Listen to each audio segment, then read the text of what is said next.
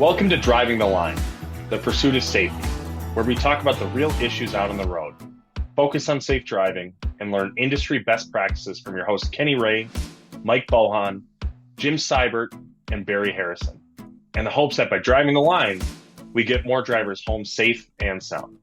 This podcast is made possible by Marsh McLennan Agency. Welcome back, everybody, to another episode of Driving the Line. We've got my good buddies Jim Seibert, Kenny Ray, and Barry Harrison. And guys, how was the weekend? We've got a Monday morning coming straight at us here, but how are we getting along this morning? Everything's good in my world. I got to teach hazmat, so that always makes me happy to spend a Saturday teaching hazmat with a bunch of truck drivers. And y'all know it's something I'm passionate about, and I eat, live, and breathe it, and it was fun. So thank you for asking. It's a good day for Kenny Ray when you get to teach a little hazmat, isn't it? Amen, brother. It was good up here in Fairfax, Oklahoma. We did a softball uniform fundraiser in our small town. We did barbecue sandwiches, and the girls did a really good job. They honed in their sales skills, and they raised a lot of money. I think we're going to cover all the costs for the uniform. So it was a really good Sunday. We did it on Sunday after the church crowd broke out, and we had a lot of people come out. Well, big competition there with Luby's, huh? We definitely were. We were in competition with Luby's. I think the nearest Luby's to Fairfax is Oklahoma City or Tulsa. So we were kicking and screaming up here. Yeah, I love springtime. It's that time of year. Trees are budding out. We're getting good moisture. Everything's greening up. My favorite time of year. And you guys know I'm just far enough north from you guys that this winter was we had some spells where it got really cold and had quite a bit of snow different times. Had a couple big winter storms come through, and man, I'm liking the warmer weather. I'm definitely liking the change of the season. Springtime, summer's just around the corner for us. Kenny, it's probably already felt like summer for 2 months for you down there, but I'm enjoying that for sure. But it's something that every year I look forward to, but hey, where I live, seasons are just part of the deal. It's just we got to take the good with the bad. But well, for all of our listeners out there, we've got a conversation that we want to have with you today, and it's something that we talk about all the time. But there's a focus put on it in the month of April every year, and that's distracted driving awareness. And you guys have heard me say on here before that distracted driving is something that I and we all should be discussing with professional truck drivers, with the people that we work with our families all the time, because it's something that's obviously not just taking place certain times of the year. It happens all the time. And it's not just with professional truck drivers. It's, anybody that's out on the road driving a vehicle, whether it's a commercial vehicle or not, is susceptible to being distracted while they're driving. So we take this opportunity in the month of April to talk about this thing that really is kind of an epidemic in our country. And we've got kind of a cool way to do that this year. And Kenny, I'm gonna give you the reins here in just a minute to kind of go through this exercise with the folks that are listening to us. But I love this idea that you brought to the team, because it's a great way of showing just how distractions work and how it kind of addresses that myth of multitasking, so to speak. So, Kenny, without further ado, I'm going to turn this over to you and walk us through this exercise that you got, because I think it's going to be really cool for our listeners. Be glad to do that, Mike. I want to give you a little bit of a background on it. Y'all know I came out of the hazmat world, the bulk tank hazmat world. And for a number of years, the company I was with, we pulled product for one of the largest oil companies in the world. And I'll just leave it at that. But we don't name names on this show, but you drive by their gas stations every single day, I promise you. And we hauled a lot of product for them. And every year they hosted what they called the Carrier Conference in Houston. And they would invite all of the different trucking companies that haul their products to come to Houston. And you had 2 days of world-class training. And they gave me the opportunity several years to speak on safety topics. And I was making a presentation one year, but the speaker that was immediately before me, it was fascinating. It was a PhD. It was a professor that has a PhD in psychology, and his whole study is on this idea of what are called divided attention task. Divided attention task, and that is how the human brain tries to deal with, confront, rectify doing two similar tasks at the same time. And he made a very simple point. He said, it is possible to do two things at once as long as they are disassociated. They're not like tasks. He said, for instance, I could get on a treadmill and be walking on a treadmill and at the same time watch a TV program that was on the TV screen, and I could both do proper exercise on the treadmill and grasp what was going on the television program. He said, so those are two unrelated tasks. And he said, I could do both of those and do them well. But he said, imagine if I sat down on my couch and I'm trying to watch a television program and I'm wanting to be engaged. I'm wanting to understand character development, who did this, who did that, what was going on in the show. And at the same time, I'm trying to read a novel that I'm also very interested in. And he said, so here I am at the couch, and he said, pretend my family's in there with me, and I'm reading out of the novel, and then I'm glancing up at the TV. Well, before long, I'm driving my family crazy because I'm asking, whoa, what just happened? And they would say, well, Dad, if you'd pay attention. And then he said, I'd go back to my book, and I'd try to figure out, well, where am I? I've lost my place. Those are two things, reading a book and watching a television program at the same time, that engages the same part of your brain. And he said, I couldn't do both of those at the same time and do them well. And so his entire study in psychology was over this phenomenon of divided attention task. And he then led the room through this exercise that I'm fixing to share with y'all. And at the end of it, he said, all of you in this room are in the trucking industry and you're all engaged in safety. He said, I'm a psychologist on a college campus, and when I leave here, I'll go back to teaching students and doing graduate research. But he said, y'all are going out, and he said, I want any of y'all that want to use my exercise, copy it, steal it, make it your own. And I've taken that to heart, and I've used this probably for the last 10, maybe 12 years.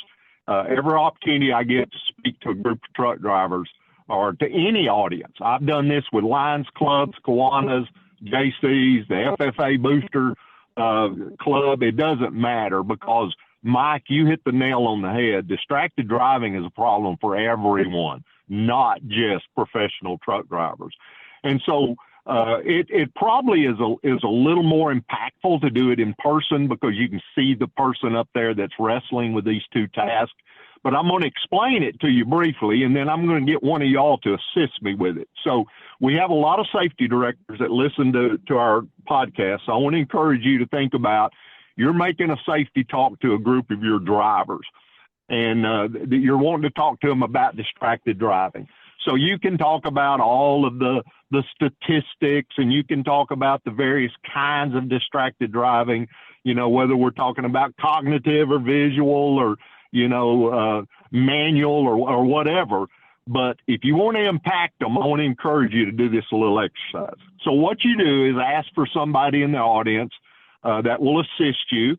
And it's usually better to get a younger person that's pretty outgoing, extroverted, that likes to laugh and cut up, and because there's a little bit of fun that goes with this, but it has an extremely serious message, and you drive it home at the very end.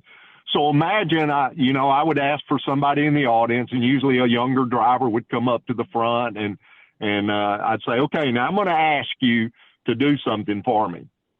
But then I turn to the audience and I say, now I'm going to engage all of y'all too, because I'm fixing to have him or her do something, and I want you all to time this activity we're fixing to have. So what you do is you engage everybody in the room. You've got one person up at the front that's going to do the activity you want them to do, and you have everybody else either get their cell phone out or if they've got a stopwatch on their watch, but you're going to tell them, I want you to time this individual. And so the very first thing I do, I look at the person that's helping me and I said, okay, what I'm going to ask you to do is count from 1 to 12 just as fast as you can. And then I'll demonstrate it. I'll say, I'm talking about doing it like this. 1, 2, 3, 4, 5, 6, 7, 8, 9, 10, 11, 12. Just as fast as you can count from 1 to 12. I want you to do that. And then I turn and look back at the audience and say, and ladies and gentlemen, I'd like for y'all to time him or her as they're doing this task. So then I'll look at the individual. I'll say, do you understand what I want you to do? Count from 1 to 12 as fast as you can. And I'll look at the audience. Are y'all all ready to time it? And so once everybody is set, then I'll tell the individual, I say, okay, I'm going to say ready, set, go. And when I say go, you go 1, 2, 3, 4, 5, 6, 7, 8, 9, 10, 11, 12, just as fast as you can. Okay.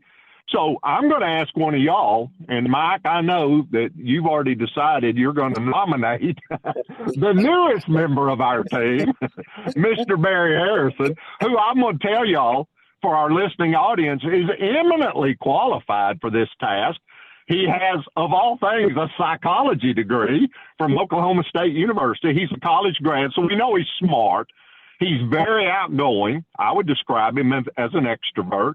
He's young. He fits fun. You bet. Mike, he is the ideal candidate. So, Barry, I'm going to, and now let me pause here. So, Mike, you and Jim are going to have the task of timing. So I need y'all to get y'all cell phones or your high-tech watches, whatever you have.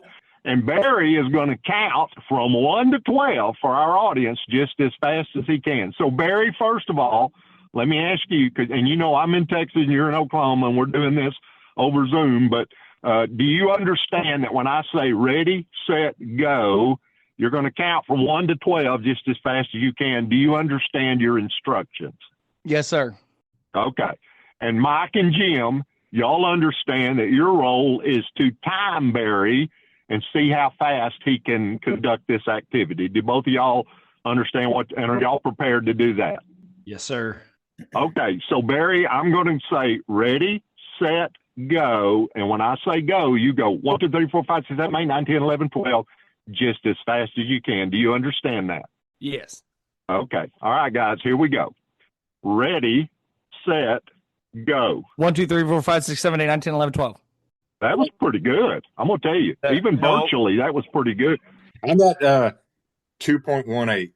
I got 1.96. Okay. So, Barry, I understand that your two coworkers are not going to even let you up for air during this little exercise, but you did very well. I'm going to tell you. So we'll count that as a trial run. So let's do it one more time. So you're going to count from 1 to 12 just as fast as you can when I say ready, set, go. And guys, y'all time him once again. So Barry, ready, set, go. 1, 2, 3, 4, 5, 6, 7, 8, 9, 10, 11, 12. What'd y'all get him at? I had 1.58 that time. Whoa. I didn't start it when Kenny said go. I didn't start it until Barry started that time. Okay. When Barry Mike started, has an official time, Jim. I had 2.14 that time. There's a little discrepancy on the time, but let me ask y'all this, okay? And I'll ask it the way an attorney would ask it. Wouldn't you agree that somewhere in the vicinity of 2 seconds, is it not a fair statement? Yes. That somewhere in the vicinity of 2 seconds, Barry Harrison can count from 1 to 12. Is that a fair statement? I think that's a fair statement. Yes.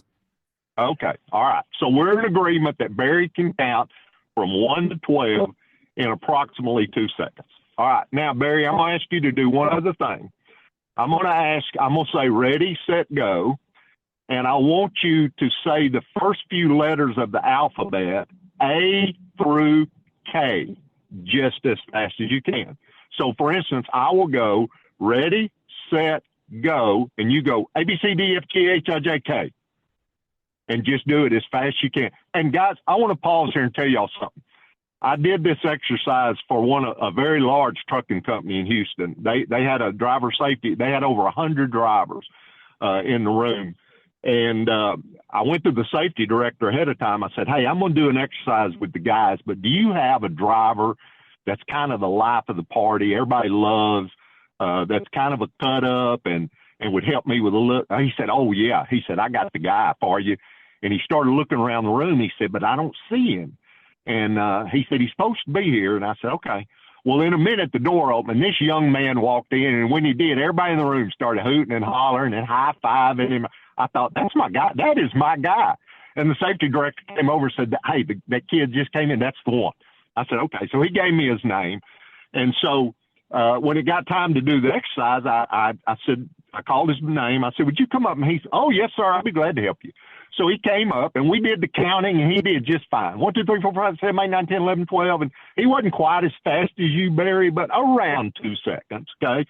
So then we got ready to do the alphabet. And I said, okay, so I want you to go A through K just fast as you can. And again, I demonstrate. I said, A, B, C, D, F, G, H, I, J, K. And I looked at him. I said, do you understand? He said, oh, yes, sir. Yes, sir, I understand. I said, okay. And so all the rest of them, they had already timed him on his numbers. So now they're going to time him on the letters. And so I looked at him. I said, are you ready? And he said, yes, sir. And I said, okay, ready, set, go. Guys, no exaggeration. This is what he did. He went A, B, C, D, E, F, G. And everybody started laughing. I said, whoa, Ski Chief, what are you doing? And he said, that's the way my mama taught me the alphabet. It's the only way I can say it's by singing it.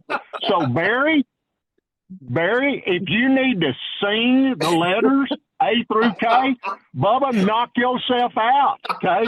Whatever you do, however you learned the alphabet in the great state of Oklahoma, you just do it however you want to.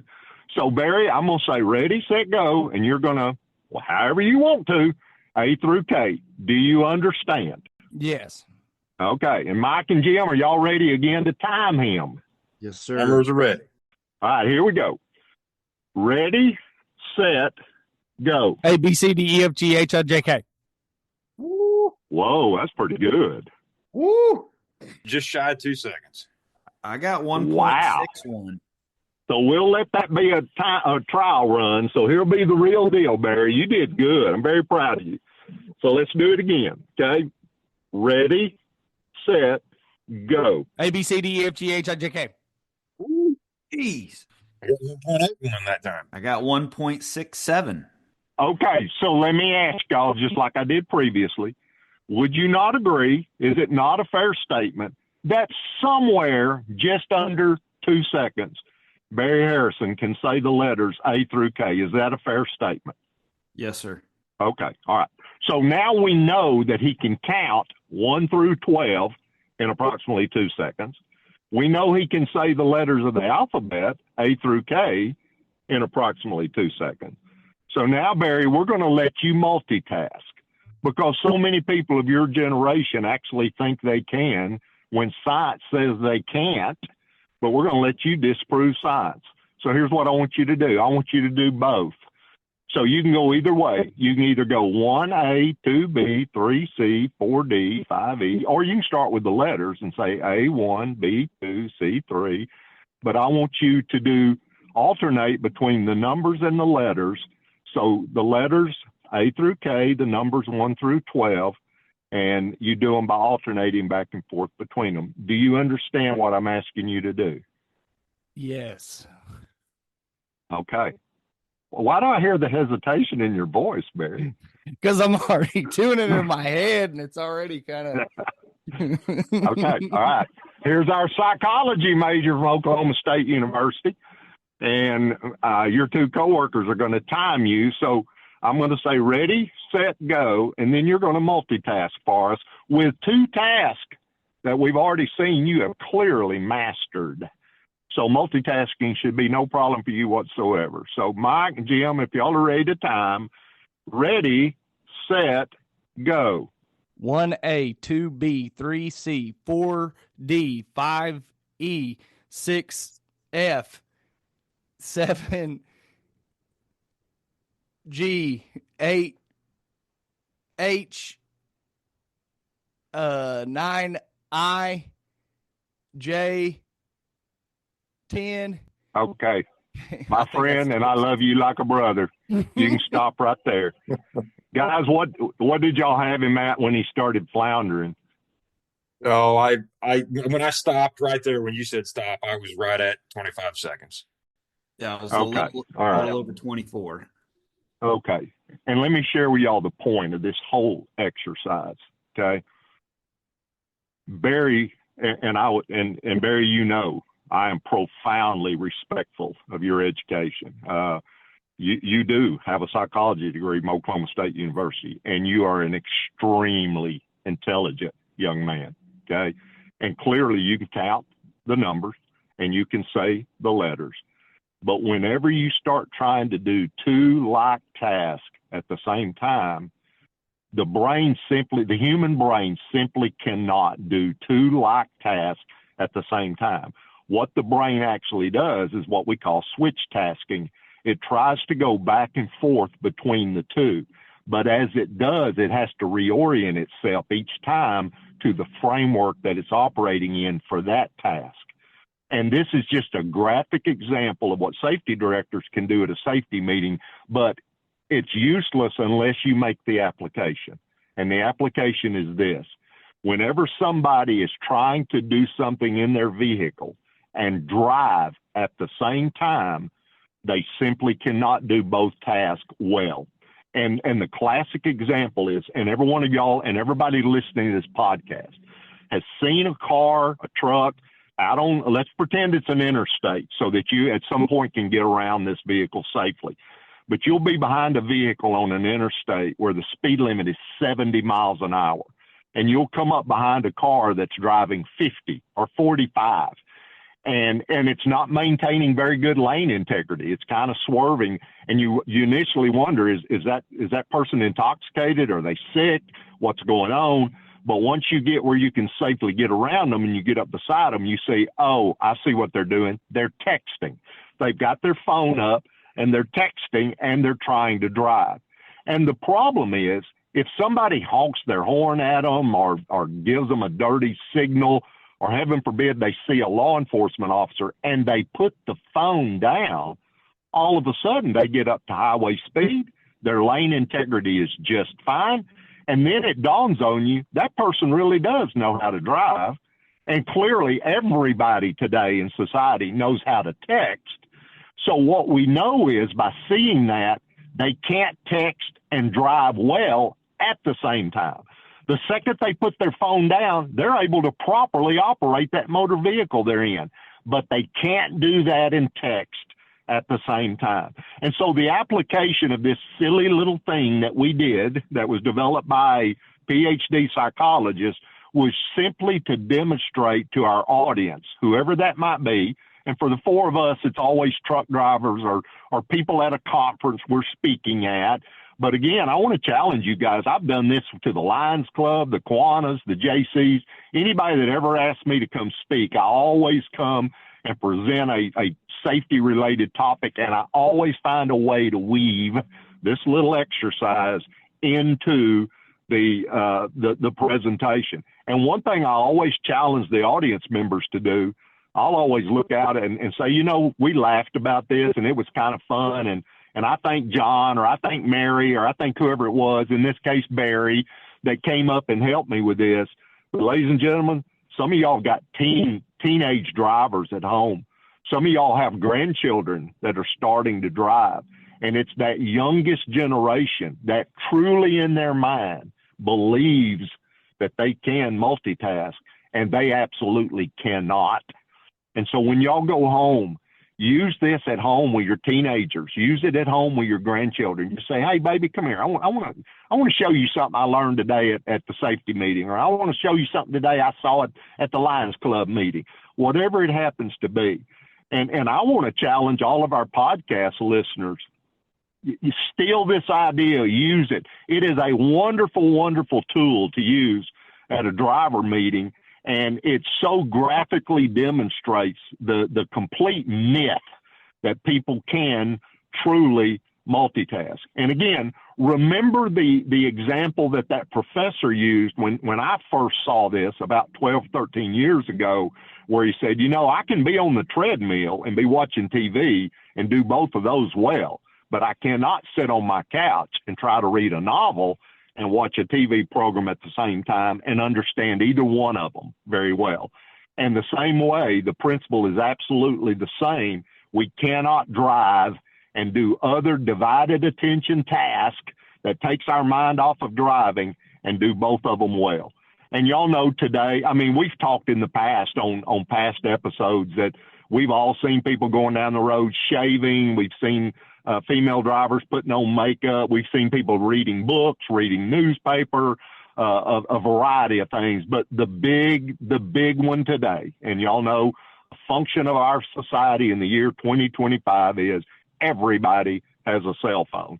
And the phone is the number one issue that is causing problems for us with distracted driving. So thank you all for letting me share that with y'all. And Barry, thank you for being such a good sport. I love you like a brother. Well, all three of you guys. I love all y'all like brothers, but Barry, you're always good to volunteer, or like with Mike, you got voluntold, but you're always cheerful and willing to participate in things like that, and I'm very, very grateful. So, Mike, thank you for inviting me to do that and allowing me the opportunity. And one thing for our listeners, if any of y'all would like more information about that little exercise, just reach out to us here at the podcast, and I'll either arrange a phone call with you or I'll send you the instructions of how to do it. But it's basically they count from 1 to 12 and you time them, and then they say the letters of the alphabet from A to K, and you time them, and then you ask them to do both at the same time, and their time just goes off the chart. They just totally lose it. And that's the laughable moment. But then at that point, you turn to the audience very seriously and say, this is all being in fun, but let's talk about reality, because that is the reality of somebody trying to look at a phone and drive a motor vehicle at the same time. You simply cannot do both things well. So, Mike, back to you, brother. Thank you. Thank you for doing that, Kenny. That was awesome.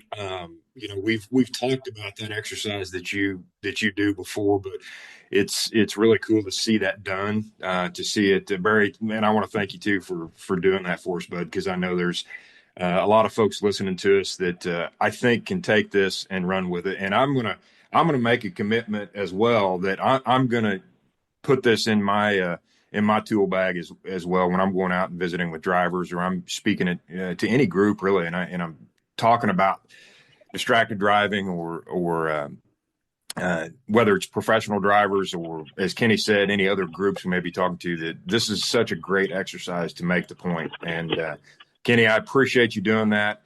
Again, I want to thank everybody that's listening in. Thank you for joining us. Thank you for being a part of the Driving the Line family. We appreciate you guys coming back, listening to us every episode. And as Kenny said, reach out to us if you want some more information on that and want to include that in your training repertoire and you put that in your tool bag, because I think it's going to be a beneficial thing for you. Jim, Barry, unless you guys got anything else, I think we are good on this episode. And again, thanks to our listeners. Guys, please join us next time. Be safe out there on the road. And we'll catch you next time right here on Driving the Line. That's all the time we have for this edition of Driving the Line, the pursuit of safety. We hope you enjoyed our discussion, and thank you for listening. You can rate, review, and subscribe to Driving the Line, the pursuit of safety on Apple Podcasts, Spotify, YouTube Music, or any other app you're using. You can also follow Marsh McLennan Agency on LinkedIn, Facebook, and Instagram. Until the next time, thanks again for listening. Drive safely, everyone.